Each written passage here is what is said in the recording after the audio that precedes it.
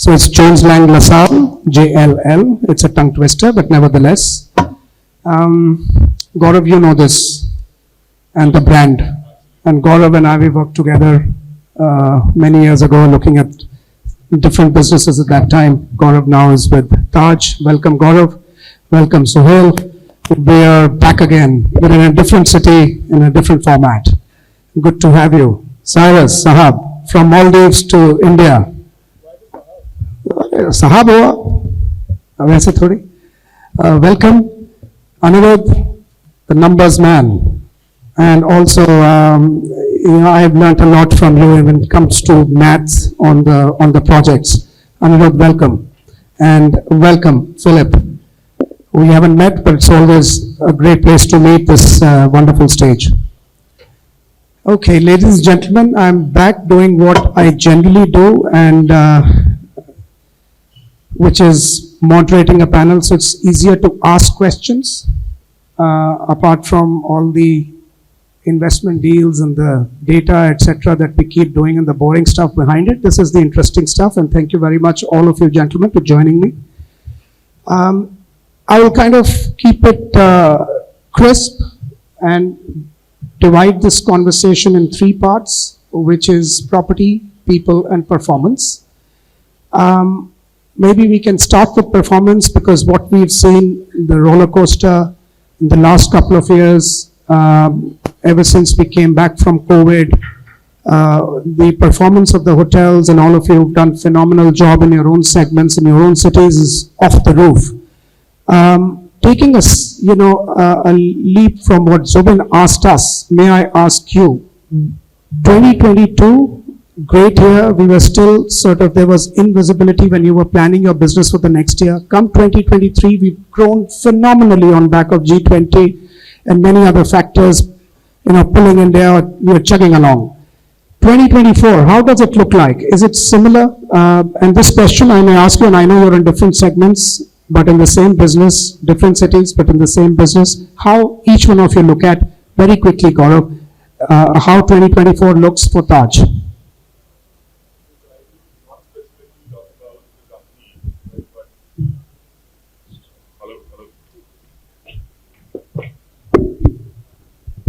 Yeah, hi. I'll not specifically talk about IHCL. Actually, we are in a silent period, right? But what I'll do is I'll spend some time explaining how I feel the industry will be. Interesting thing is that I have spent majority of my time actually on the capital side of the business, right? So what I'll also try and do is I'll also try and explain how capital actually looks at this industry. So to give you a short answer is, forget 2024. From my perspective, next decade will be a hospitality decade, right? And why would that be? Simple economics, demand, supply. Again, a lot has been discussed about it, so I'll focus on something which people have not touched upon, or at least have touched upon a little.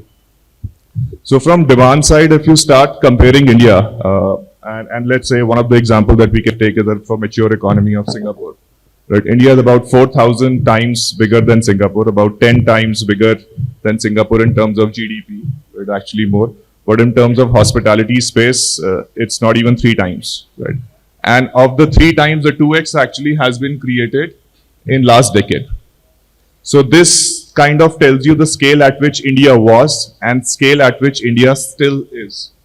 Also, you talked about a lot of hospitality transactions are happening in the market. You talked about 250 million is what you're expecting, which is a big number compared to historically, but that's size of one hotel which is get traded in Singapore. That's so from that perspective, the scale of what we are seeing in India is very small, and thus the base effect will trigger in, and India will continue to grow substantially. On supply side, that's where I want to focus more. That we are saying is that growth or the market will grow because there's a demand-supply mismatch. On supply side, what is happening is, we talked about capital again here, but of the 7 listed companies which exist, 3 of them got listed in last 4 years. So capital is still maturing in India. Of the private equity you talked about, there is one private equity transaction which has happened in last decade, and that was on the chart. And that year, I would say the bar was through the roof. Yeah. So from my perspective, I am saying demand will continue to grow. Supply will be very little because of issues like cost of capital. Banks are still not willing to give debt to greenfield projects. And purely because of this mismatch, 2024 and beyond, I see huge growth in hospitality space. Yeah, actually, you're right. There's one thing that I couldn't touch upon in the previous session, given the paucity of time, is the tapering down of supply.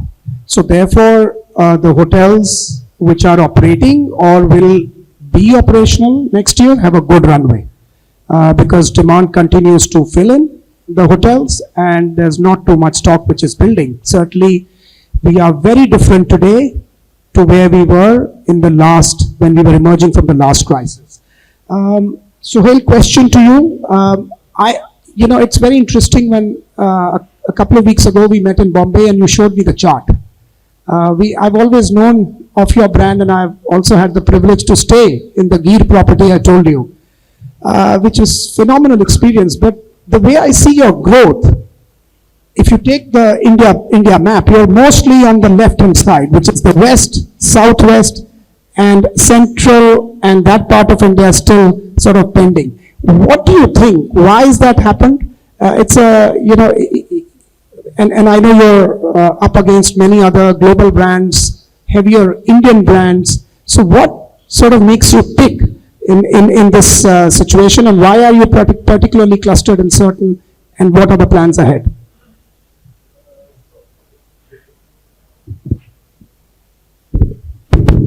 So we're also passing the mic. Yeah. Okay, so before I get to our regional presence per se, I just wanted to be a little more specific in terms of the performance and where I see the Indian market per se. From our perspective, the company, I see a minimum 30% growth year on year, at least for the next 5 years. And there's a very strong reason behind this. It's a double engine growth, right? We've got expansion in terms of new hotels coming in, and we've got same store growth. Why the same store growth?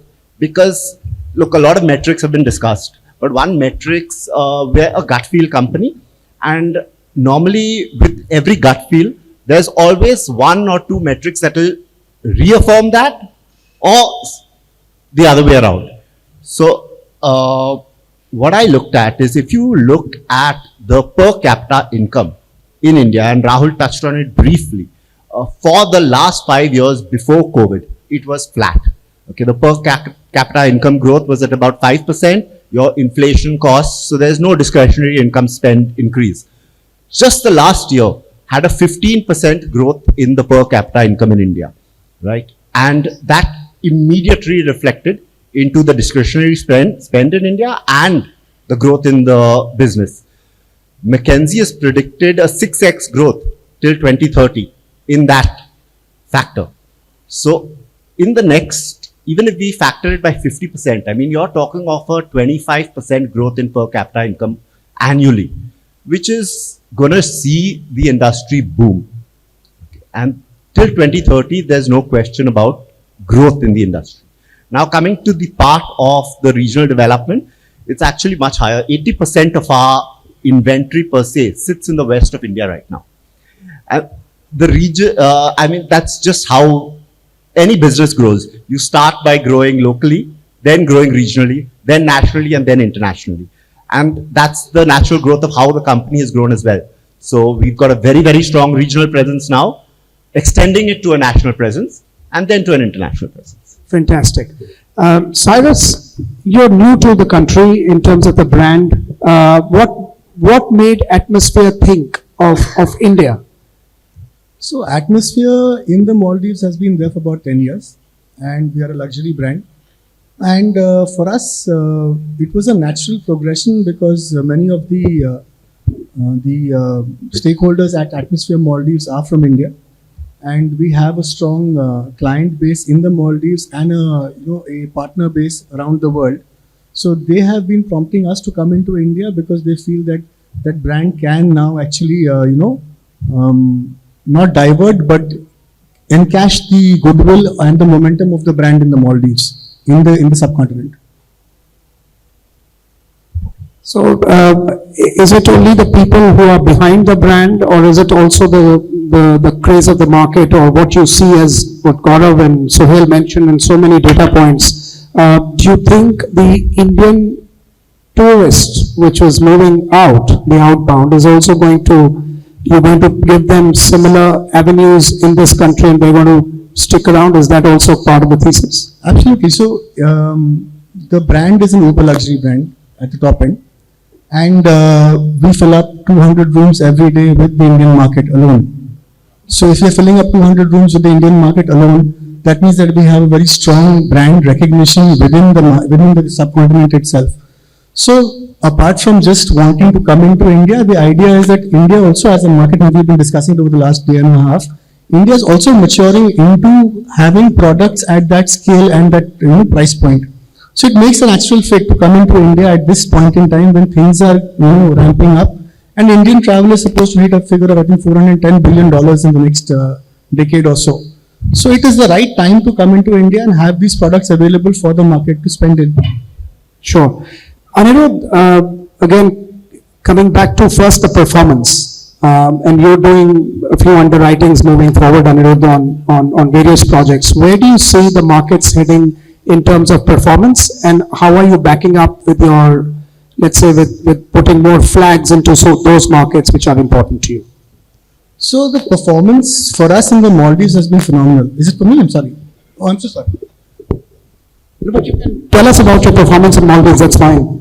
Yeah, so we are just seeing like the average performance of the market currently at sitting about 65% occupancy and about 7,000 rupees ADR. So we as in portfolio, we are performing better than the market right now. We are sitting at about 72% occupancy at about similar kind of ADR, right? So definitely for the market perspective, is there a scope of the growth? Yes, because from 65 we need to reach 70%, 70% we probably need to 75%.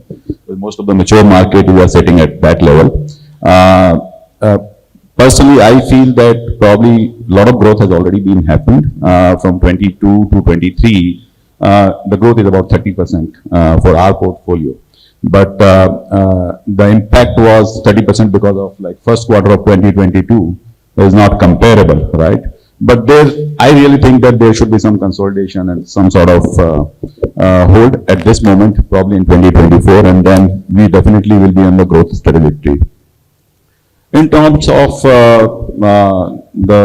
where we see the growth, so I can give you some data point. We discuss and we hear many people that the tier 3 and tier 4 market will grow, right? And India will grow exponentially. But why tier 3 and tier 4 market will grow? So I just want to give you some data point on that. So currently in India, we are sitting at about 150,000 rooms, branded segment. And there is an estimate that this represents about 6% or 7% of the total accommodation which is available in the market, branded and unorganized sector. So that's make about 3 million rooms in India overall, right? And so our percentage of branded versus non-branded is about 6% versus the global average is about 40%, right? So that means we have the accommodation available in the country, right, which is being served currently by unorganized or unbranded segment, right? But there is a long way to go to catching up to the global averages in terms of the branded hotel accommodation. The second point is out of this 3 million rooms, where these rooms are sitting, right? So these rooms, around 65 to 70% are sitting into the tier 3 and tier 4 market, right? So that represents a huge opportunity for all of us to look at it, right? That definitely there is a demand. Now, why there is an opportunity for us for converting these hotels into the branded hotels is threefold. Number one, the infrastructure is improving, right? So the accessibility to these locations and people traveling for the business is increasing significantly. Number two, the per capita income is increasing. That is why the size of the wallet of the people has been increasing. They are ready to pay more. The third thing is because of COVID, the customer preference has changed.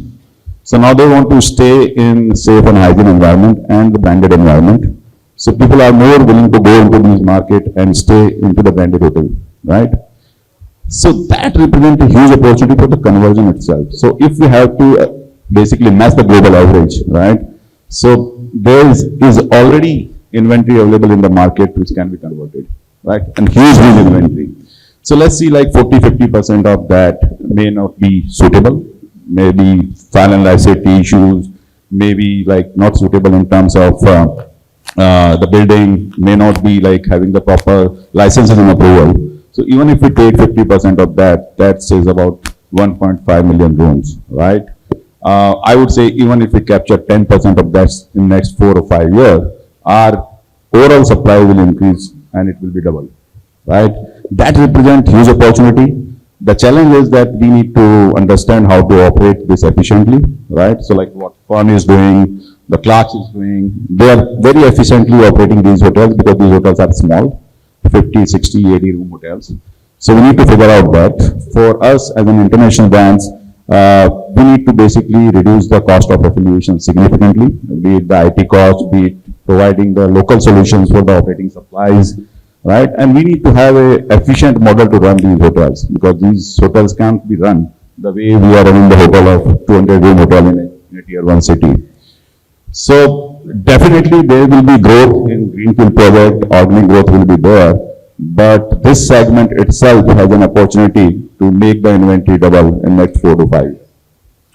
Sure. No, so almost 3 of them, now 4 of them for you, Philip, have just told you that there is so much growth, so much building. It's going down to tier 2, tier 3, perhaps tier 4, and that's really the story. That's what even data says. And even, in terms of segments, people once asked me that luxury is going away or upper upscale or upscale hotels are going away and more budget hotels are building, but actually 25% of the stock which is now being promised in various stages of development, actually another 50,000 out of 50,000 keys is basically luxury.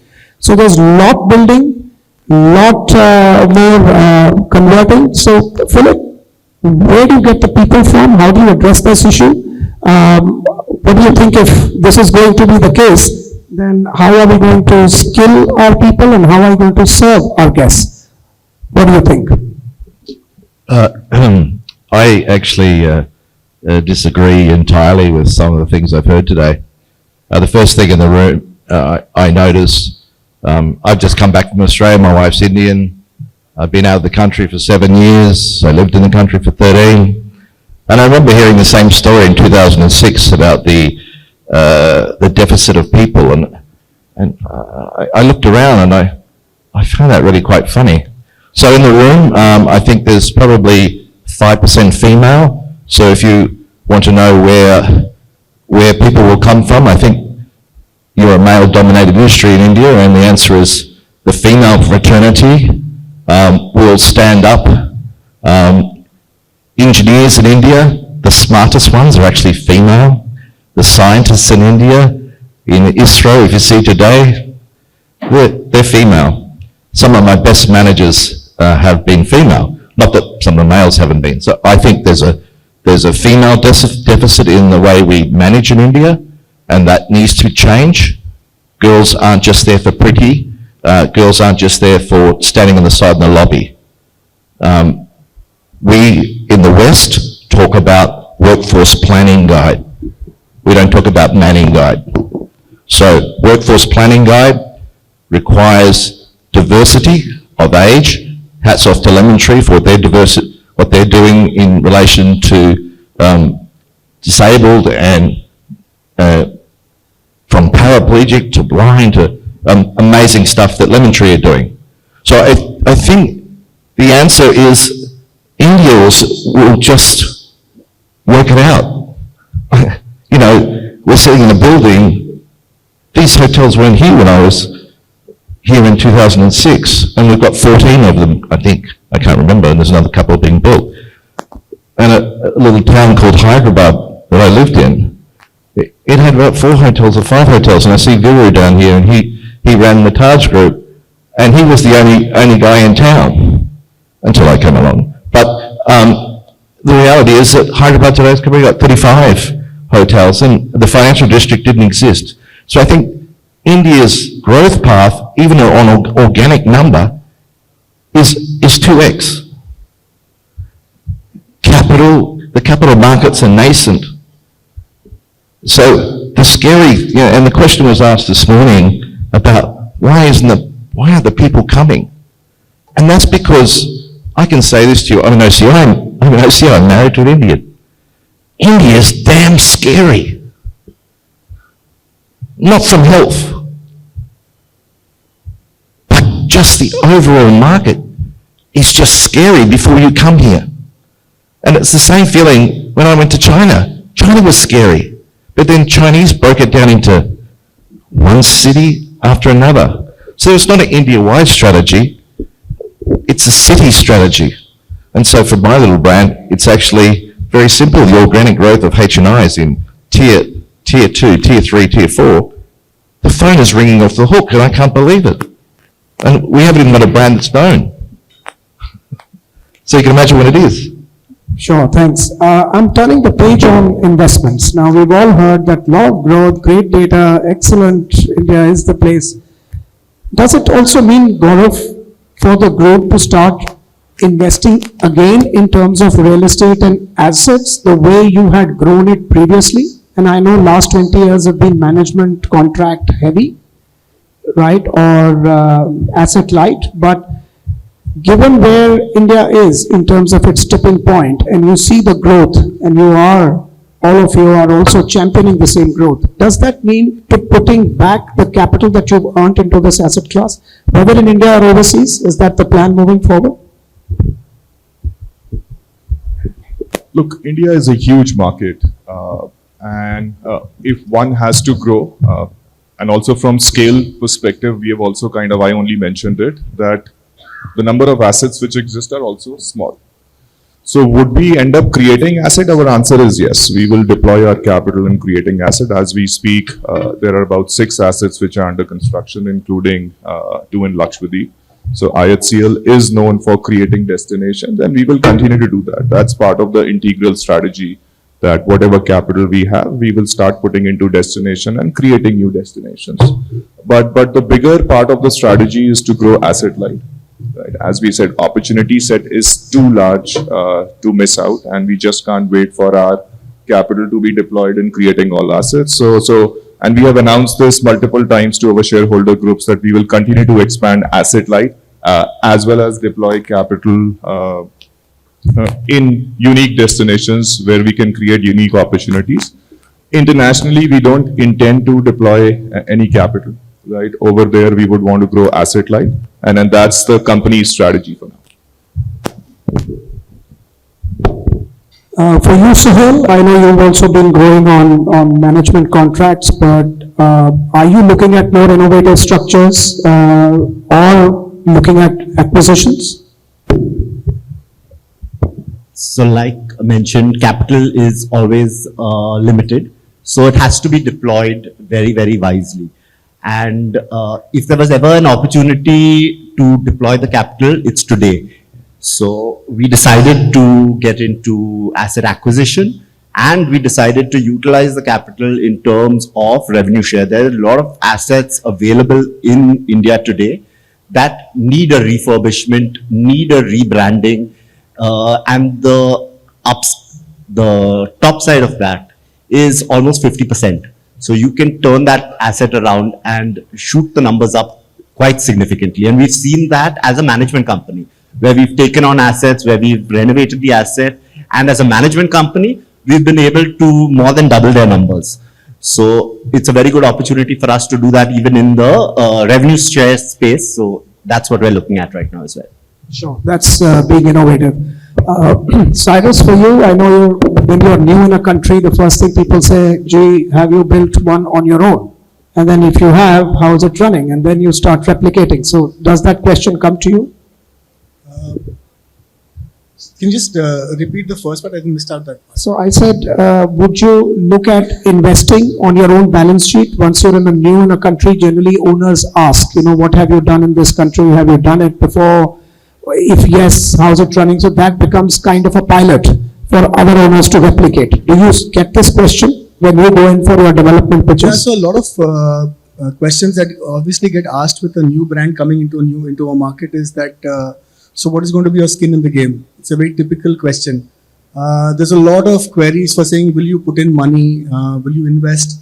So we have clearly thought through this, that in some cases where the location is unique or it's a asset which can be easily converted into a brand fit, we will have the investors to put in the money. And we are doing that in 1 or 2 cases already. But as a general policy, we are an asset-like company. We want to do the management route only. Sure, thanks. Aniruddh, Accor Invest has shown this path to many others in various markets, in the way you have made investments in certain strategic markets, including India for that matter, through a couple of platforms, and you've been, we believe, fairly successful in the way you've kind of scaled up. Does that mean the time has come to build more, invest more, or you are happy doing the management contracts only? It's probably like historically, yes, Accor has gone from the investment mode, but since 2010, I believe that we have stopped doing that. The current mandate is to be asset light, and currently we have 3 platforms in India. Regenta is there, IGS there, and one more joint venture for Sofitel Bombay. So we have these 3 platforms, but we don't want to create any new platform, and we are happy with the asset light strategy. Sure. Thanks. Philip, I've had a couple of conversations with Mr. Balji for the last 6-7 months, and he keeps telling me that we need growth, we have to grow. There are more opportunities coming in tier 2, tier 3 towns, and also expanding in your existing markets, because each market is becoming a set of sub-markets. Now, at Royal Orchid, do you also see that one could do more leases, one could do some revenue shares that Suhail's just talked about? How do you sort of engage with an owner and grow with him? So it's quite an interesting company. It's listed. Its PE is running around 19.5 points. The average market's running at 28, so there's a bit of an upside there. Leases, management, minimum guarantees, revenue shares. If it doesn't work out, HMAs. There's lots of ways to skin the cat. Internal accruals, but there's no doubt that still a light approach is the quickest way to leverage. As far as locations, while tier 2 and tier 3 are the case, it's absolutely, we have 11 hotels in Bangalore and own 4 of them. If you've ever been in Bangalore traffic, I think we could build another 40, because it's only 1 kilometre so Bangalore traffic is itself an opportunity for hoteliers. And the market stacks up. Every building sticks another 4,000 people in it. So I think Bangalore is an amazing market. Mumbai retains its preeminence in terms of the way it's controlled, the way it flows. It's always busy, but it always works. And I went away 7 years ago, came back, and Navi Mumbai is a city in itself. From Vashi to Panvel is just amazing, the growth there. So I think there's great opportunities for densification for all brands in the urban capitals, while geographically spread out across for pipeline. Sure. So good infrastructure is good news, and not so good infrastructure in certain cities is also good news.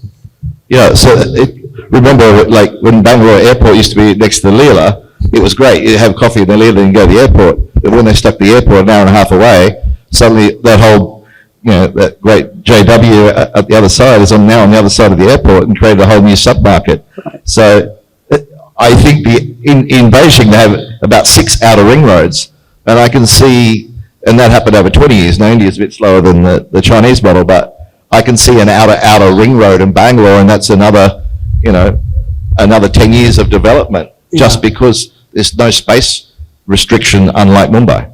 True. So look how, urban development helps.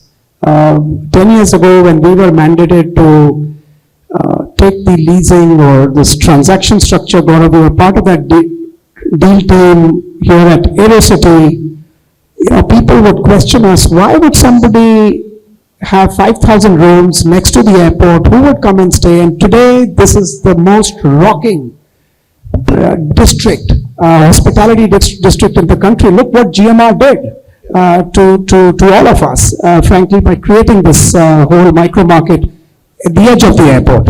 And you'd have to say that Navi Mumbai is an obvious location to do that, and then Bangalore on the other side for another dial. The Bangalore government keep talking about keep talking about a convention centre, but no one's going to put one there because it's too hard to get there. So you can bang up dial Mark 2 on the other side of the airport and Mark 3 at Navi Mumbai, and I think they'll be rocking from day one.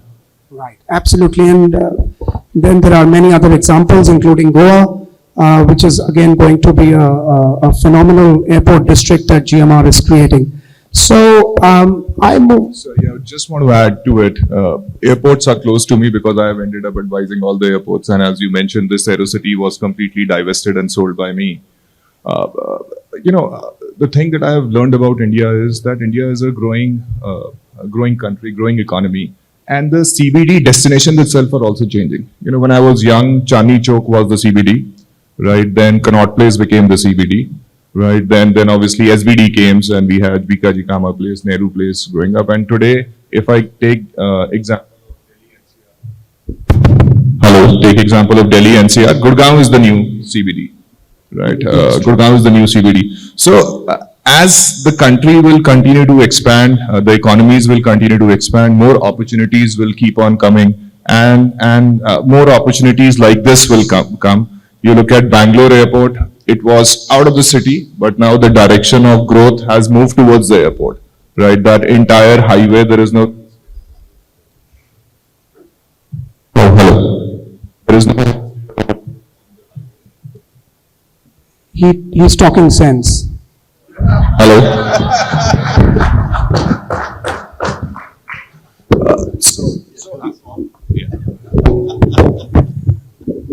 So I believe this trend will continue, and there are more districts like this which we will end up seeing, more successful districts, and from that perspective, there's a big opportunity out there for all of us.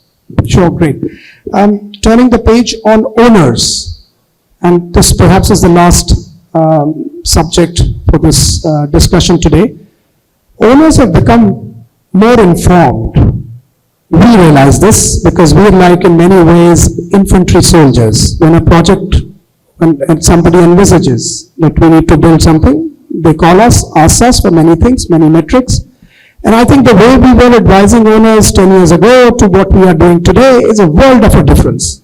So owners are very informed, which is good news. That means the market is maturing, which means that we will have better set of people running the show and building the show. Do you see that conversation evolving? How are you dealing with those owners? Or if I may put it this way, what is this one important thing that you tell your owners so that the project and your hotel and the operation becomes sustainable? I wish there was one thing that I could advise them. But in my previous avatar, I did end up buying a lot of hotels, right? Close to 25, 26 hotels I bought. And I realized that the problems were very similar, right? And most of the assets that I bought were from first-time owners, right? So to let's say make one or two statements, I guess one will not be sufficient, is first of all, I would advise them to understand the business well. It's not a passive real estate play, which most of the hotel owner thinks, right? So it's not passive. They should spend time with people like you and also with people who manage hotel well to first understand the nature of animal they are getting into. That is one, because if they don't understand the business, right, they can't expect operators to do the best thing for them, because sometimes they end up creating something which an operator cannot correct. So that is one. Second is, which Mandeep mentioned, is to have the right capital structure. This is a business which has a J curve in terms of yield that it gets. Cost of capital in India is expensive. You don't get cheap capital unless you have money bags lying around. So second is that they need to be very careful on how they create the capital structure of the asset. And third, and I'm saying it on a lighter note, keep their wives out of the business, right? They're purely symbolic. That once a product is built and designed on paper, So hire professional interior designers. absolutely, let them do their job. Don't touch it unless you have to, right? So make a plan and stick to the plan. Okay, great. For you, Suhail, you're dealing with many of them. How do you, what one advice do you give? And I must also tell you, all of you, that Suhail's business also has, same owner building second hotel, third hotel, fourth hotel with you, which is a great validation of what you do. So what do you tell them that they are basically doing more business with you? So I think one thing that we do is we avoid giving unsolicited advice. Yeah. So we don't really give them unsolicited advice. We listen to them. I think it's more important that from an operator perspective is what we do is we listen to them. And advice is actually more towards the operators where we need to look at future-proofing our business. We need to look at how we can, reinvent our business. So today, just as an example, our back of the house areas are huge. We've got over 10,000 square feet of back of the house areas in almost any hotel. We need to figure out how, space is an issue. It is a cost. So we need to figure out how to bring that down to under 5,000. And by automating a lot of the back-end processes, you want that front-end impact of your staff with the guest, but they're not needed at the back-end. So we need to look at how we can automate almost 90% of our back-of-the-house processes. Sure, efficiency. I know we're running short on time. Maybe I can ask one rapid-fire question to all of you, yes and no, or either or, right? And then we will I think all of us are also hungry. They don't want to see us more, but the food. Since all of you said management contracts and asset light essentially is the way forward, what do you choose out of the two, owner or the asset? Just one out of the two, owner or the asset? Asset. We have had a lot of difficult owners and we have learned to cope with them. So asset for sure. Asset as well. Currently for us, we'd want an informed owner. Clearly assets. Impossible question for me in a public stage. Asset. I thought if you get a good owner, you will naturally get a good asset, isn't it?